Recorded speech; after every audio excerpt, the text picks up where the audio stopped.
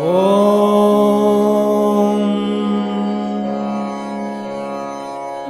श्री बटुक भैरव स्तोत्रम्। ओम अस्य श्री बटुक भैरव स्तोत्र मंत्रस्य बृहदारण्यक ऋषिः अनुष्टुप् छन्दः।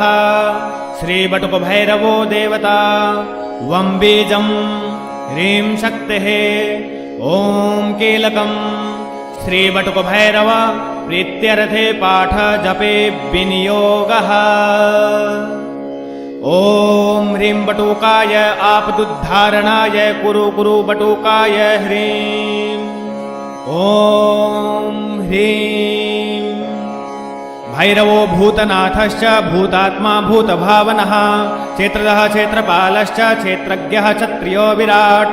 श्मशानवासे मांसासे खर्परासे स्मरान्तकृत् रक्तपः पानपः सिद्धा सिद्धिदा सिद्धसेवितः कंकालकालसमनः कलाकाष्ठा तनूकविः त्रिनेत्रो बहुनेत्रश्च तथा पिङ्गलोचनः शूलपाणे खड्गपाणे कंकाले धूम्रलोचनः अभीरुर्भैरवीनाथो भूतपो योगिनीपतिः धनदो धनहारे च धनवान् प्रेतिभावितः नागहारो नागपाशो व्योमकेशः कपालभृत् कालः कपालमाले च कमनीयः कलानिधिः त्रिलोचनो ज्वलन्नेत्रस्त्रिशिखी च त्रिलोकपः त्रिनेत्रतनयो डिम्भः शान्तः शान्ता जनप्रियः बटुको बटुकवेषश्च खट्वाङ्गावरधारकः भूताध्यक्षः पशुपतिर्भिक्षुकः परिचारकः धूर्तो दिगम्बरः शूरो हरिणः पाण्डुलोचनः प्रशान्तः शान्तिदः सिद्धः शङ्करप्रियबान्धवः अष्टमूर्ते निधिश्चज्ञानचक्षुस्तपोमयः